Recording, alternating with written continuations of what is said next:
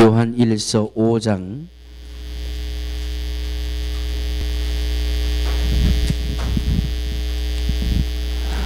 요한 1서 5장 14절 15절 두 절 말씀만 합독하십니다.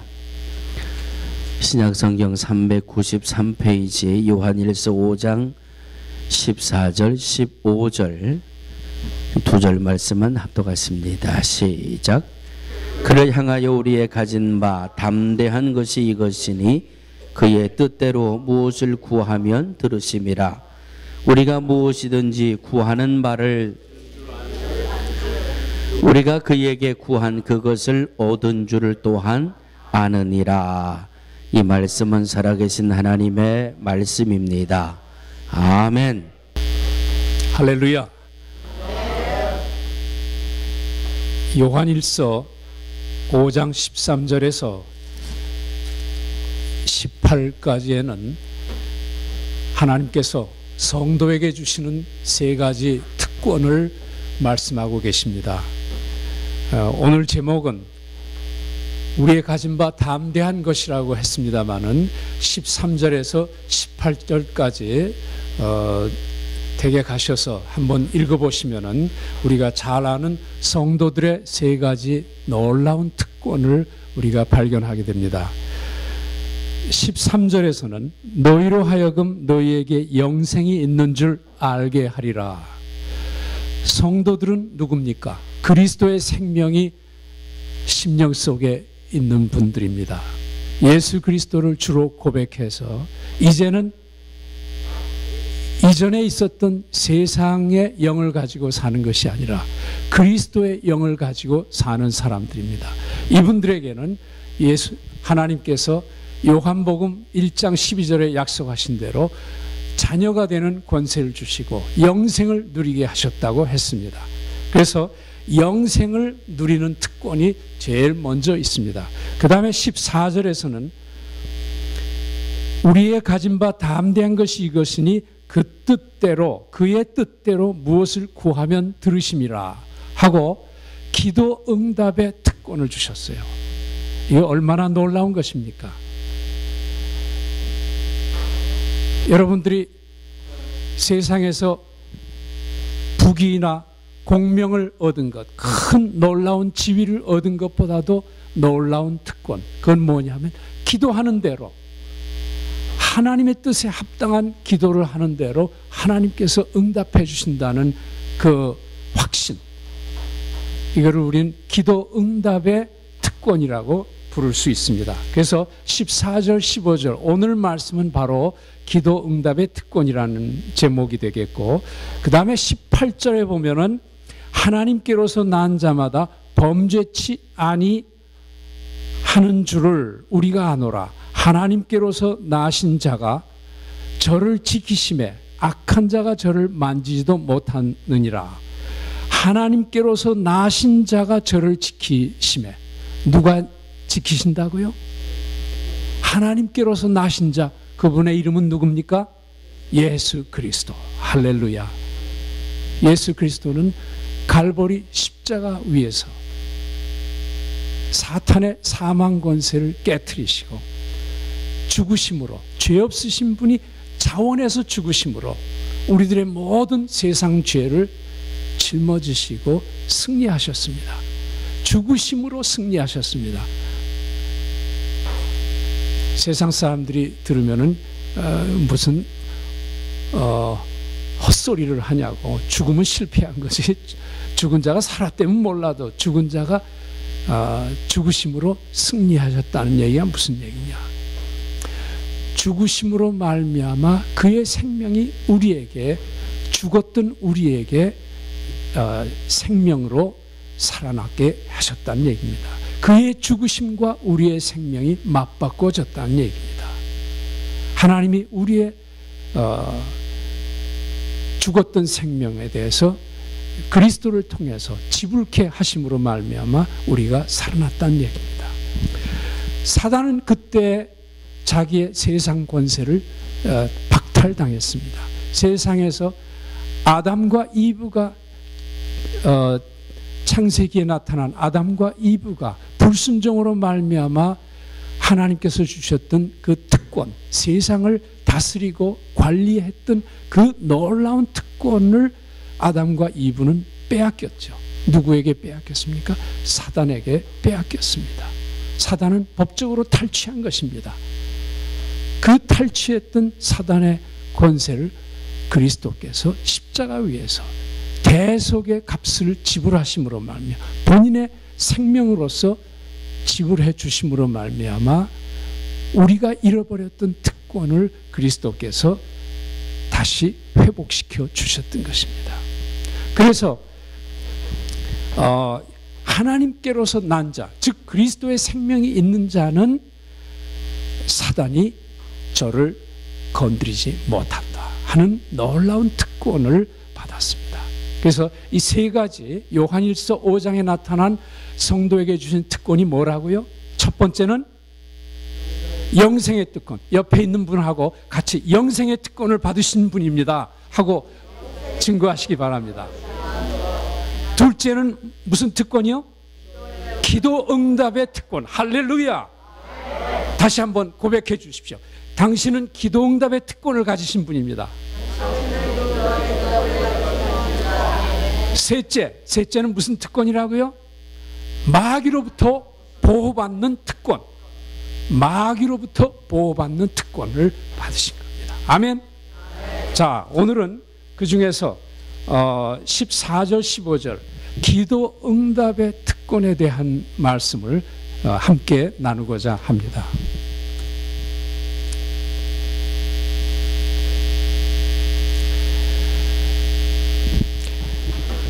성도님은 누구십니까? 바로 심령에 하나님의 아들 예수 그리스도와 연합한 자는 아들의 생명이 있기 때문에 영생을 그리스도와 함께 누릴 특권이 있다고 하셨습니다. 성도는 종이 아니라 하나님의 자녀가 됐다는 것입니다. 그렇기 때문에 담대하게 자녀가 아버지 앞에 왜 못 나가요? 자녀는 잘못을 저질러도 자기 아버지이기 때문에 아버지가 용서해 주실 걸 알기 때문에 담대하게 아버지 앞에 나갑니다. 그런 자녀로서 우리는 그리스도의 이름을 가지고 하나님 아버지 앞에 나옵니다. 오늘 모두 자녀로서 나온 것을 믿으시면 아멘 하십시다. 또 예수님의 이름으로 무엇이든지 구하면 요한복음 14장 13절에서 14절 말씀과 같이 아버지께서 들으시고 주님이 시행하시겠다고 다짐하십니다. 요한복음 15장 7절에는 너희가 내 안에 거하고 내 말이 너희 안에 거하면 무엇이든지 원하는 대로 구하라. 그러면 이루리라 하고 말씀하십니다. 이렇게 볼 때 예수님의 이름으로 구한다라고 하는 뜻은 무슨 뜻일까요? 우리가 불교에서 주문 외거나 무당이 주문 외거나 하는 것처럼 상투어가 아닙니다. 무슨 말하면 예수님의 이름으로 구합니다. 뜻없이 우리가 할 때가 있습니다. 그러나 그런 뜻없는 것이 아닙니다. 심각한 뜻이 있습니다. 그리스도께서 이 땅에서 성취하기 원하셨던 그 일을 동일한 마음을 가지고, 즉 예수님의 말씀과 하나님의 뜻에 합당하게 구한다는 말이 바로 예수님의 이름으로, 내 이름으로 기도하라 하는 뜻이 바로 그겁니다. 이름에는 명예가 달려 있습니다. 특히 옛날 고대에는 이름에 엄청난 뜻을 담았던 것입니다. 여호수아의 이름이 뭐였습니까? 여호수아의 이름이 바로 예수라는 이름하고 같은 말의 뜻입니다. 히브리 말로 자기 백성을 구할 자랍니다. 백성을 죄악에서 구할 자. 예수 그리스도란 이름이 바로 그런 말이었죠. 따라서 내 이름으로 기도하면 이란 말은 예수께서 땅 위에서 행하신 사역을 계속 수행해 나간다는 말입니다. 예수 그리스도께서 땅 위에서 무슨 일을 하셨습니까? 죄악에서 구원하기 위해서 오셨죠. 따라서 예수님 자신의 이름에 합당하게 우리가 기도하기만 하면은 하나님께서 들으시겠다 하는 말이 바로 내 이름으로 기도한다는 말이 되겠습니다. 우리가 늘 익히 보면서 은혜 받는 말씀이 다니엘의 기도에서 나옵니다. 다니엘은 전에 행하던 바와 같이 하루에 3번씩 무릎을 꿇고 기도하며 그 하나님께 감사하였더라 하고 6장 10절에 나오고 있습니다. 상황에 따라 변하는 것이 아니라 상황을 초월해서 상황 위에 계신 하나님의 변개치 아니하시는 말씀을 절대 권위를 둔 믿음을 가지고 다니엘은 하나님 앞에 나와서 기도했던 것을 바라보게 됩니다. 다리오 왕을 보십시오. 그는 총리와 방백들이 금령에 어인 찍고 반포한 모든 소위가 결국은 유대인의 우두머리 되는 그 다니엘을 사자굴에 넣기 위한 책략이었음을 뒤늦게 깨닫게 됩니다. 그렇지만 애굽과 인도에 이르는 엄청난 땅을 통치해야 되는 바사 제국의 그 왕으로서 도저히 일단 그 반포한 명령을 돌이킬 수는 없었던 것입니다.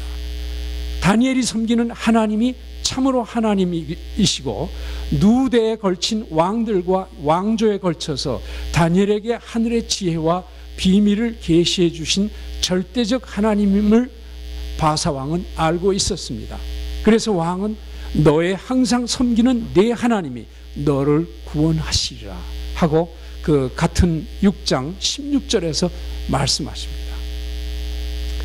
믿음을 변치 않고 왕명의 시행을 허락하게 했습니다. 다리오 왕은 마음속에 어떤 믿음이 있었던 모양입니다. 성경은 그 다음에 18절에 왕이 밤이 맞도록 금식하면서 기약을 금하고 침수까지 패했다고 적고 있습니다. 우리는 성경을 읽으면서 하나님의 인격과 성품을 잘 알고 있습니다. 그분의 뜻대로 구할 때는 구하는 자는 우리의 기도를 들으시는 분이 또한 응답하시는 동일한 분이심을 우리가 알고 있기 때문에 기도하면서 응답받은 줄을 이미 확신하면서 감사할 수 있는 것입니다. 그래서 그 10절에서는 다니엘서 6장 10절에서는 하루에 3번씩 예루살렘을 향하여 창을 열어놓고 기도하고 그 다음에 감사했다. 끄트머리에 감사했다는 말을 적고 있습니다. 기도하고 감사했다. 무엇을 감사했다는 얘기입니다. 하나님의 모든 지혜와 섭리를 그대로 인정하고 내가 기도한 것에 대해서 마음에 부담을 갖지 않았던 것입니다.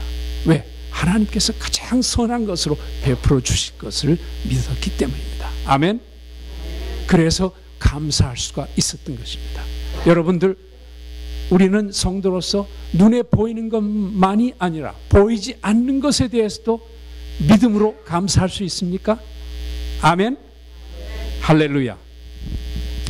다니엘은 포로의 신분으로 끌려가 있던 바벨론과 메대와 바사국에서 자기가 처한 위치에서 절대 하나님을 마음을 다해 섬기면서 그 나라의 왕까지도 감동시켰습니다. 이스라엘의 하나님이 참 하나님을 인정하고 숭배하게끔 왕의 마음을 움직였습니다. 성경에는 그가 개종했다는 표현은 없습니다만은 아람국의 포로로 끌려와서 종으로 섬겼던 어린 게지바이를 통해서 국방장관 나만이 하나님을 섬기게 된 것도, 그리고 다니엘도 당시 천하를 호령하던 다리오 왕에게 입으로만이 아니라 그의 신앙과 인격으로서 복음을 전했던 것입니다. 아멘. 자기가 포로로 잡혀간 나라의 임금에게 다니엘은 자기의 그 신하의 신분으로서 복음을 전했던 것입니다. 증인이 됐던 것입니다. 그리스도의. 아멘. 제가 치색에서 뉴욕으로 돌아오기 바로 이틀 전에 우리는 이웃 마을에서 사역을 했습니다. 제가 자주 선교 보고를 드렸을 때 언급하듯이 우리가 미국에서 온 단기 선교팀과 함께 사역을 위해서 마을을 방문할 때 비가 오는 그 우기에는, 우기가 과테말라에서는, 제가 있던 곳에서는 약 9개월이 우기예요. 3개월이 건기고 그러니까 늘 비가 온다고 생각하면 돼요. 2월 말, 이달 말까지가 우기입니다. 그래서 3월부터는 한 3개월간 건기가 시작됩니다. 그래서 단기 선교팀이 특히 올 때는 우리는 새벽부터 긴장을 하게 됩니다. 밖에 나가서 하늘을 쳐다보고 오늘 비가 올까 안 올까 이런 생각을 하고, 그 다음에 특히 비가 오는 컴컴한 그런 하늘일 때는 열심히 더 기도를 합니다. 비가 언제 어디서나 올 수 있기 때문에 맑은 날도 안심을 못해요. 맑은 날도 애니타임 바뀌어집니다. 그래서 참 하나님께 기도하는 좋은 장소가 제가 있는 장소입니다. 예. 왜냐하면 자연을 믿지 않고 하나님을 의지하는 그런 생각을 하게 되기 때문에. 비가 오면 교통도 위험하게 되고 마을 사역도 지지부진하게 되기 때문에 하나님 앞에서 우리의 필요를 따라서 구하되, 특히 사역 시간인 오전 8시, 오후 4, 5시까지는 꼭 비를 멈춰 주십시오 하고 기도하게 됩니다. 거의 항상 주님은 기도에 응답하셨습니다. 여러분들은 제가 헛소리 하지 않나 하고 생각할지 모르지만, 거의, 제가 앞에 거의라는 말을 붙이는 것이 저 자신 신변에 유익할 것 같습니다. 어떤 때는 특별 기도를 잊어버리고 차에 올라탑니다. 그런데 빗방울이 중간에 떨어지면 다 내리라고 그래요. 내리고서 우리 기도하자고 그렇게 얘기합니다. 주님께 사역을 통해서 마을을 섬기고 최선의 결과를 주시기를 구하면서 적절한 날씨를 주시기를 요청합니다. 기도로서 아버지께 구하는 것은 사역을 위한, 최선의 사역을 위한 나의 성도들의 본분입니다. 제가 무슨 능력이 있어서 구한다고 천만의 말씀, 아무런 능력 없죠. 예, 저희가 무슨 능력이 있습니까? 다만 성도의, 오늘 두 번째 뭐라고 했어요? 성도의 특권 중에서 하는 기도 응답의 특권. 할렐루야. 이 특권을 계속해서 기억하시기 바랍니다.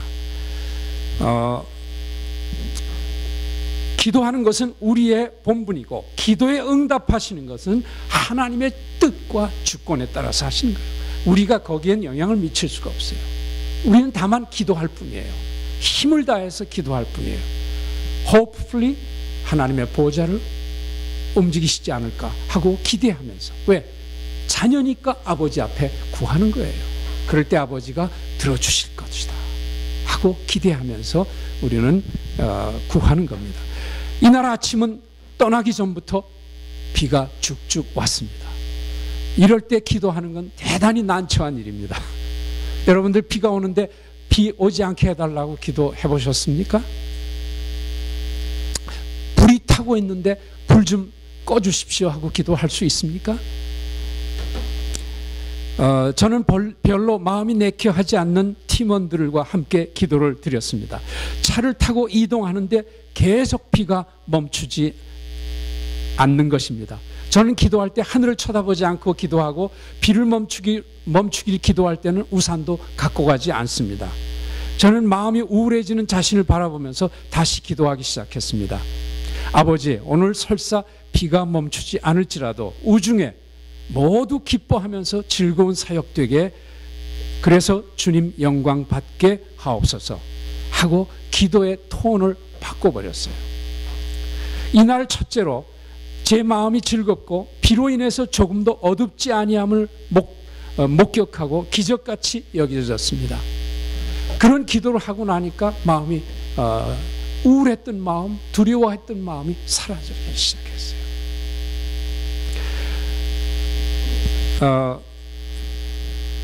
스스로 그렇게 기도해 놓고도 믿지 않다니, 비가 엄청나게 쏟아지는데 우리는 청소년 남자 축구팀과 장년 축구팀, 이 두 팀의 그 운동 경기를 계속 진행해야 했습니다.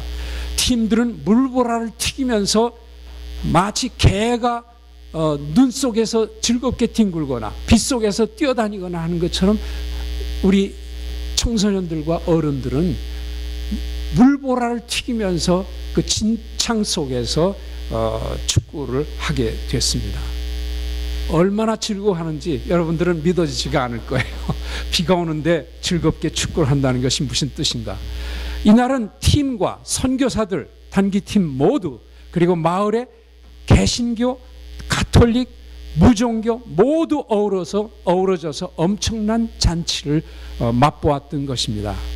하나님께서는 제게 좋은 교훈을 주셨습니다. 나는 마땅히 할 기도를 주님께 드렸으며 주님은 주님의 주권대로 비를 멈추시지 않으셨지만 제가 수정해서 한 기도대로 즐거운 마음을 주셔서 우리 모두가 엄청나게 즐거운 그 마을 행사를 가졌고 이 결과 마을 사람 모두가 화평 가운데서 즐거운 시간을 보냈습니다. 그 마을은 왜 그런 행사를 우리가 벌였냐면 그 마을은 저희 마을에서 저희 공동체에서 한 30분 떨어진 마을이었는데 약 65가정 중에서 한 30여 가정이 개신교고 20여 가정이 가톨릭, 그 다음에 나머지가 무종교예요. 그런데 늘 종교적 갈등이 있어가지고 저희 그 팀들이 비싼 돈을 들여가지고 그 마을을 사랑해서 우물을 파줬어요. 한 3만여 불을 들여서 우물을 파줬어요. 3만여 불은 그 사람들한테는 꿈 같은 숫자예요. 그런데도 그 개신교 팀들은 우물을 사용하는데 나머지 사람들은 우물을 사용하지 않아요. 그리고 돈을 무지하게 중요시 여겨요. 거기는 돈, 아주 가난한 마을은 마을이지만 이 사람들 주머니 속에 돈이 들어가면 일단 나오질 않아요. 예. 그래서 약도 안 사 먹어요. 아주 지독한 사람들이에요. 혹시 여러분들 중에 그런 분들 안 계세요? 그래서 저희 선교사들이 이 사람들의 그 고집 완악한 마음과 서로 종교를 가운데 놓고 이 마을을 사랑해서 이런 우물을 모두가 사용하도록 파줬는데도 사용하지 않는 그 갈등을 깨트리기 위해서 저희들이 그날 마을 사람들의 숫자만큼 옥수수를 65자루를 싣고 갔어요. 예, 일부러 트럭을 고용을 해가지고 65섬을 옥수수를 100파운드짜리, 그러니까 우리 장년들은 힘 들여서 짊어져야 돼요. 근데 거기에 과테말라 사람들은 15살짜리 애도 200파운드를 짊어져요. 왜? 남자의 심볼로 생각하는 게 옥수수 200파운드 짊어지는 거예요. 아주 힘이 세요. 키는 작달만한데 그렇게 힘이 세요. 그래가지고 그것을 우리는 종교와 관계없이 누구에든지 한 섬씩 다 주기로 하고, 그 다음에 미리 거기에 대표들, 개신교와 가톨릭과 무종교의 각 대표들을 불렀어요. 미리 며칠 전에 불러가지고 우리가 돼지를 3마리, 중급 돼지를 3마리를 주고서 이거 가지고 잡아서 잔치 음식을 아주 풍성하게 벌려라 하고 얘기를 하고, 대신에 종교 갈등의 흔적을 보면은 다시는 너희 마을과 우리가 교제하지 않겠다. 모두 혼합해가지고 섞여서 좋은 관계를 가지라. 축구팀을 만들 때 개신교 팀, 가톨릭 팀이 아니라 마을 사람들 전체 합해서 섞어서 팀을 만들어라. 이렇게 미리 예정을 해놨습니다. 그러고 났는데 이제 비가 터진 거죠. 그런데 이 사람들이 축구 경기를 하고 그 다음에 줄다리기를 하고 미국 버지니아에서 온 우드브리지 교회의 팀이 이 마을과 자매교련을 맺은 마을인데 이 팀들이 아주 정성을 들였어요. 그래서 나이롱 줄로 밤을 새워가면서 이 밧줄을 이렇게 밧줄을 만들고 게임을 위해서 밤을 새워가지고 선물을 만들고, 그래서 누구든지 선물을 받을, 이긴 사람뿐만 아니라 진 사람도 선물을 받아갈 수 있도록 그렇게 사랑을 담아서 준비를 했던 것입니다. 하나님 아버지의 풍성하고 너그러운 사랑이 모두 참여한 사람들 마음속에 흘러 들어왔습니다. 특별히 그날 행사가 끝나고 우리는 각 마을의 그룹 대표들을 12명을 저녁 식사에 초대했습니다. 그래서 그날 축복해 주신 하나님께 감사하면서 즐거운 시간을 누렸습니다.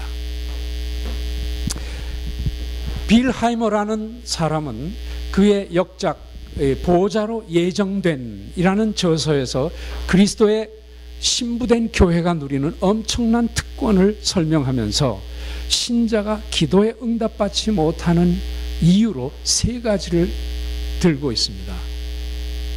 응답받지 못하는 3가지 이유. 첫째는 뭐냐? 성도가 이기적인 목적으로 하나님 앞에 기도할 때 그건 하나님께서 응답해 주시지 않는다. 이거 조금 아까 제가 설명드린 거와 통하는 얘기입니다. 예. 내 이름으로 기도한다는 뜻이 뭡니까? 그리스도의 마음을 가지고 기도하는 거죠. 그래서 이기적인 기도가 아니라 그리스도의 마음을 가지고 기도해야 한다는 것이죠. 하나님의 뜻을 가지고. 그래서 이기적인 동기로 기도할 때는 응답받지 못한다. 둘째로 성도들의 나태한 기도 관행, 성도들이 기도를 나태하게 하거나 성의 없게 기도하거나 기도가 아주 거의 없거나 결핍됐을 때 그냥 아무렇게 하는 기도, 이거는 하나님께서 응답해 주시는데 장애를 받는다고 하십니다. 왜냐하면 하나님이 진실하시고 신실하신 하나님이기 때문에 그걸 아시죠. 그래서 응답해 주실 수가 없다는 얘기입니다. 셋째는 성도의 영적 교만 때문에 하나님의 기도 응답이 장애를 받는다고 하십니다. 기도 응답은 신자의 영적 교만을 가져오게 될 때 하나님 뜻에서 멀어지기 때문입니다. 바울이 육신의 병을 인해서 3번이나 기도했지만 하나님께서는 내 은혜가 내게 족하다고 거절하셨던 것입니다. 바울은 이미 환상 중에서 하늘의 3층천까지 보았고 하나님의 풍성한 계시를 받은 자로서 많은 사람들을 신유의 은사로 늘 치료했던 것을 우리는 알고 있습니다. 심지어 그의 손수건이나 앞치마를 가져가서 병자에게 덮어놓으면 병자들이 그때그때 나음을 받았다고 했습니다.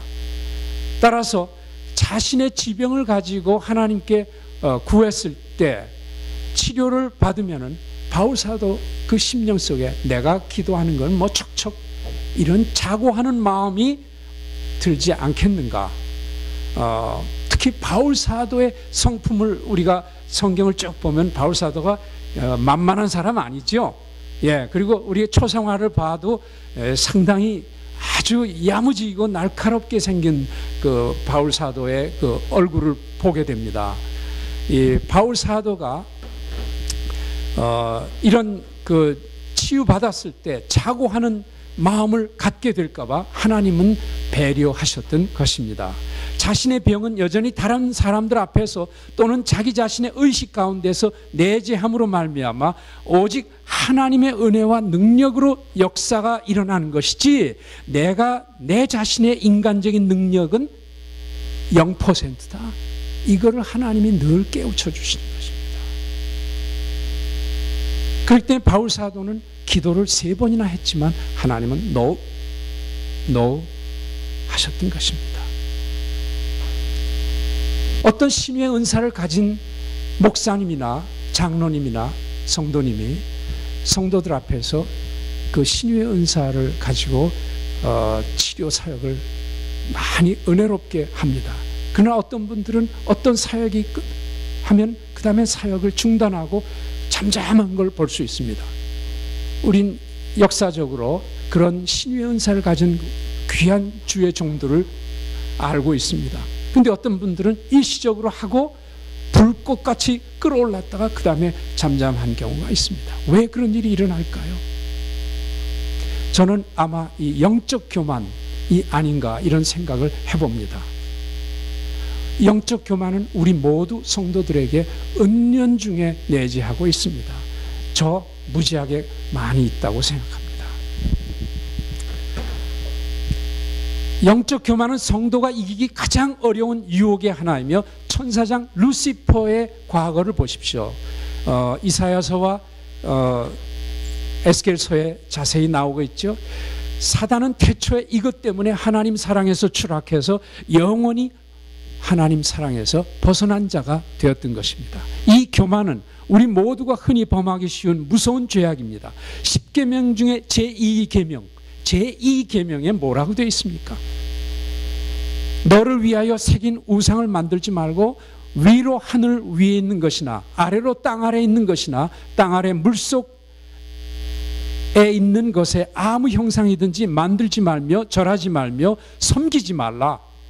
나 여호와 너의 하나님은 질투하는 하나님이시니. 하나님은 질투하신 하나님이라고 말씀하고 계세요. 하나님께서는 우리가 하나님보다 더 높아지려는 근성이 있으면 하나님은 우리 자신을 위해서 하나님의 사랑에서 떨어질까 봐 하나님은 절제하게 만드십니다. 아멘. 주위의 친지 또는 하나님께 칭찬을 받고도 우쭐하지 않는 사람이 있습니까? 나이 먹어도 마찬가지입니다.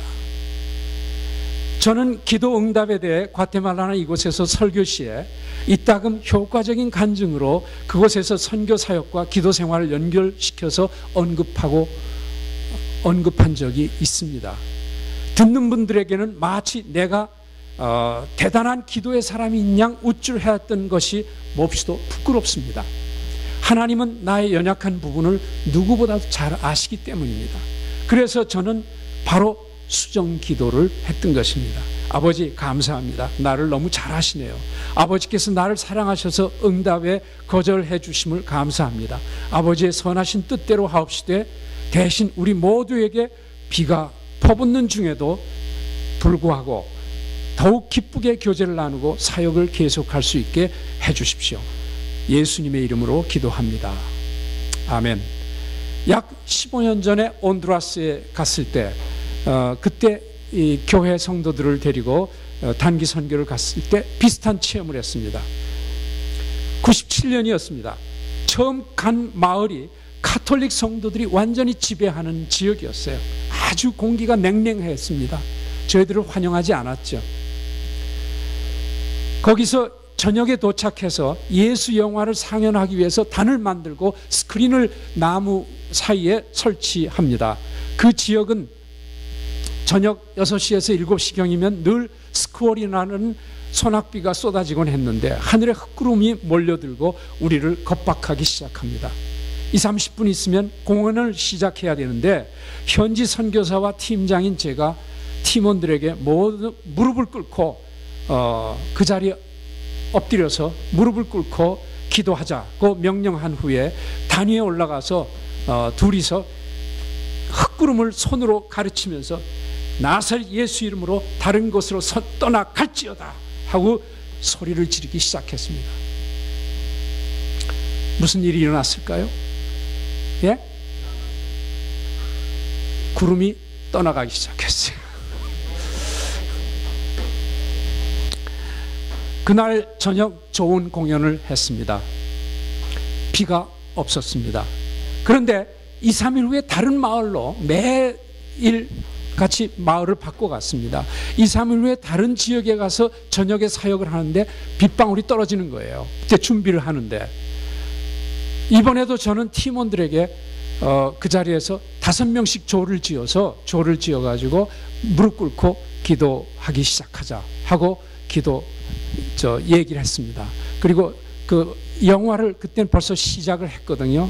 예, 서두가 시작됐어요. 예수 영화가. 그래서 프로젝터로 나가고 이 스크린에 투사가 되기 시작했습니다. 사람들은 계속 모이기 시작합니다. 빗방울은 점점 강도가 높아집니다. 무릎을 꿇고 기도하는데 그 잔디밭에는 소똥, 돼지똥이 즐비해요. 그거를 저는 알죠. 근데 성도들한테 무릎 꿇고 기도하라고 그렇게 명령을 했습니다. 못된 지도자죠. 어쨌든 다들 무릎 꿇고 기도합니다. 기도하면서 마음속으로는 이젠가 저젠가 하고서 비가 그치기를 기다립니다. 비가 그칠 생각을 하지 않습니다. 계속 프로젝터가 돌아가는 소리가 납니다. 이미 마을 사람들이 많이 몰려왔습니다. 비는 점점 본격적으로 떨어지고 저와 대원들은 더욱 심각하게 기도를 하기 시작하는데 약 20분을 기도하다가 슬며시 눈을 떠봤어요. 두려운 마음으로. 다들 가지 않았을까 하는 두려운 마음. 웬걸 아까 와 있던 거 못지않게 그대로 다 있는 거예요. 그리고 비 오는데 이렇게 가리고서 보고 있는 거예요. 영화를.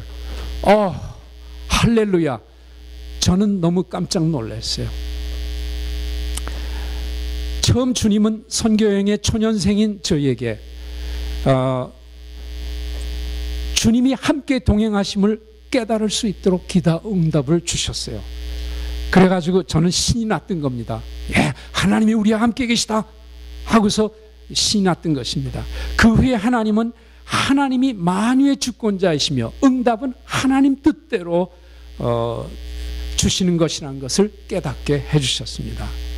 저는 그날 주님의 응답되지 않는 기도를 통해서 더욱더 하나님을 알게 됐고 더욱더 하나님께 감사할 수가 있었습니다. 비가 왔기 때문에 더욱더 감사할 수가 있었습니다.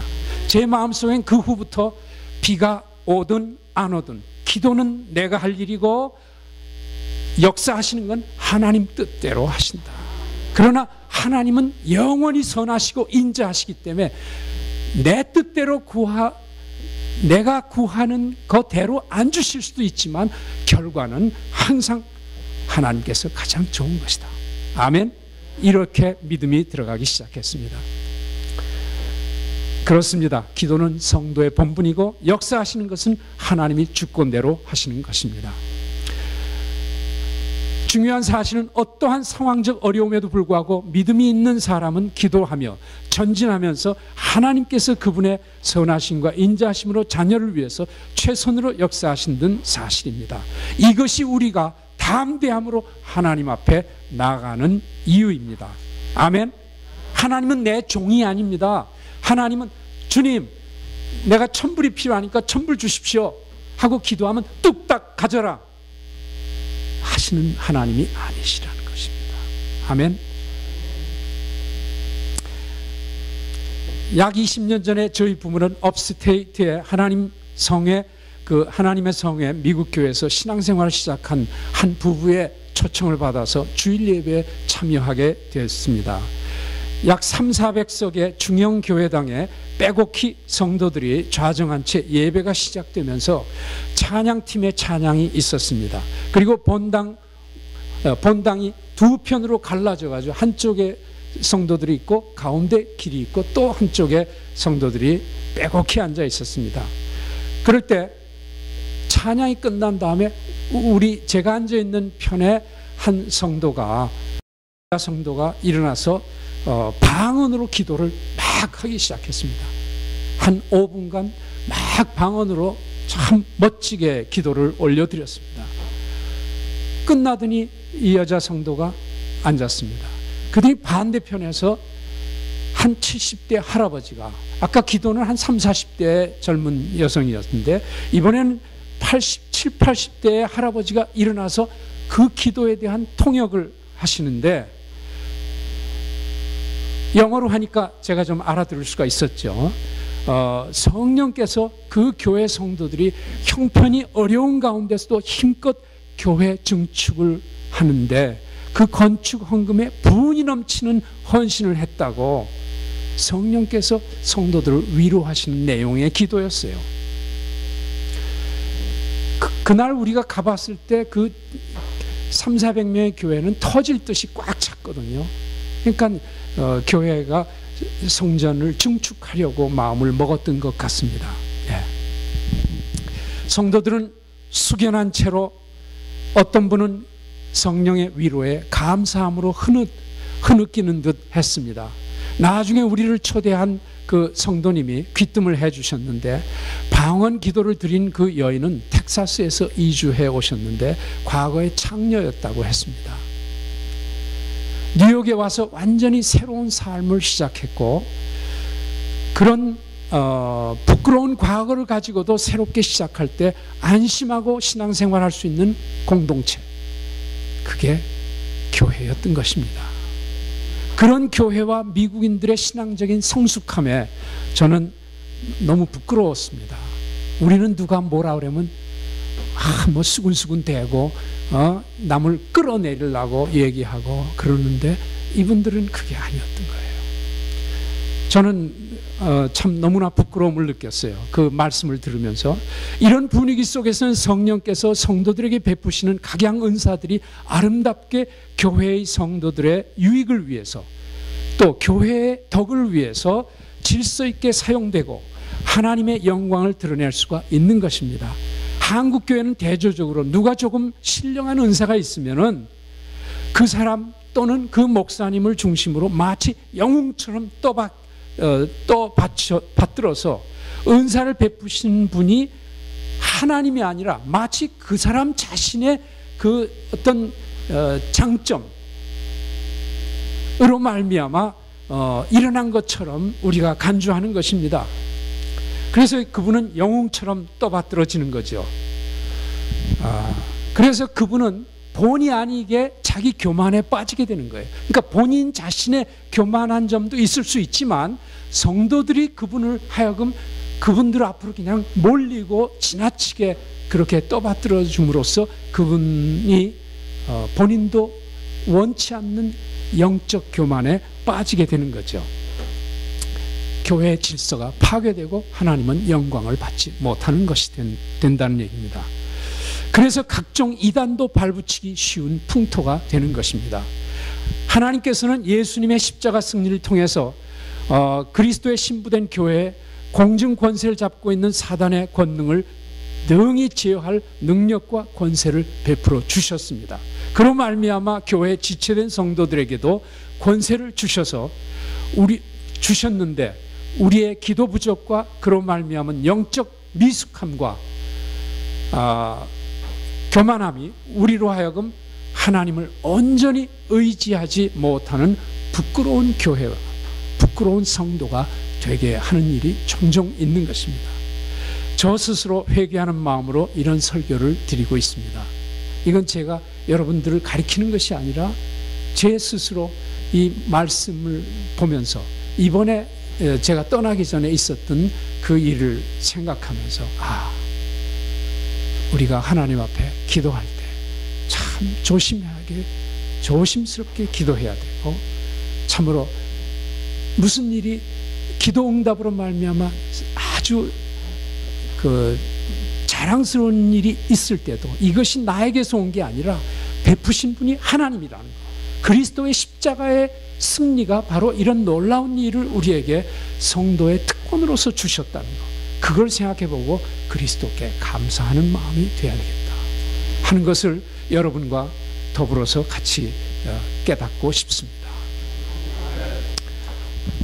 우리 함께 기도하겠습니다.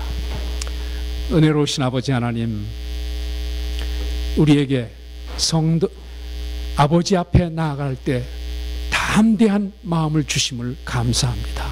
이 담대함이 우리 주 예수 그리스도로 말미암아 온 것인즉 저희들이 그리스도의 십자가의 승리가 우리들의 심령 속에 늘 감사로 자리 잡게 도와주시옵소서. 성도가 누리는 세 가지 특권을 항상 기억하며 우리의 삶 가운데서 승리하는 삶 되게 하여 주시옵소서. 예수님의 이름으로 감사하며 기도하옵나이다. 아멘.